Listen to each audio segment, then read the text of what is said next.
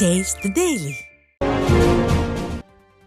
தமிழகத்தில் சுற்றுச்சூழல், சுகாதாரம் மற்றும் பாதுகாப்பு மேலாண்மை தீர்வுகள், தொழில்துறை மேம்பாடுகள் சார்ந்த தொழில் நிறுவனங்களில் அமலாக்கத்துறையினர் அதிரடி சோதனை நடத்தினர்.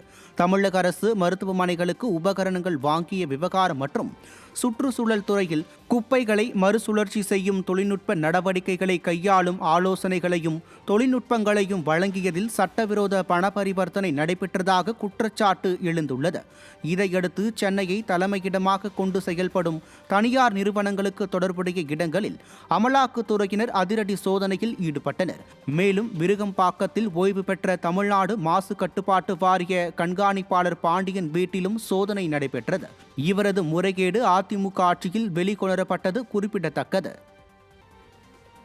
முல்லைப் பெரியாறு அணை விவகாரத்தில் மேற்பார்வை குழு கூறியுள்ள 2 பரிந்துரைகளை 2 வாரத்திற்குள் செயல்படுத்த வேண்டும் என உச்சநீதிமன்றம் உத்தரவிட்டுள்ளது. இது தொடர்பான வழக்கு விசாரணை நடைபெற்றபோது தமிழ்நாடு, கேரளா மற்றும் மத்திய அரசு சார்பில் அணை பராமரிப்பு, பாதுகாப்பு, நீர்மட்டம் உயர்த்துவது தொடர்பாக பல்வேறு கருத்துக்கள் தனித்தனியாக வைக்கப்பட்டன. அனைத்து தரப்பு வாதங்களுக்கு பிறகு அணை பராமரிப்பு தான் முதன்மையானது என்பதால் மேற்பார்வை குழு ஏப்ரல் 25ஆம் தேதி வழங்கிய 2 பரிந்துரைகளை முதலில் செயல்படுத்த வேண்டும் என்று உச்சநீதிமன்ற நீதிபதிகள் கருத்து தெரிவித்தனர். அதன்படி அணை பராமரிப்பு மற்றும் கேரள அரசின் ஒத்துழைப்பு ஆகிய 2 பரிந்துரைகளையும் 2 வாரத்திற்குள் நிறைவேற்ற வேண்டும் என உச்சநீதிமன்றம் உத்தரவிட்டுள்ளது.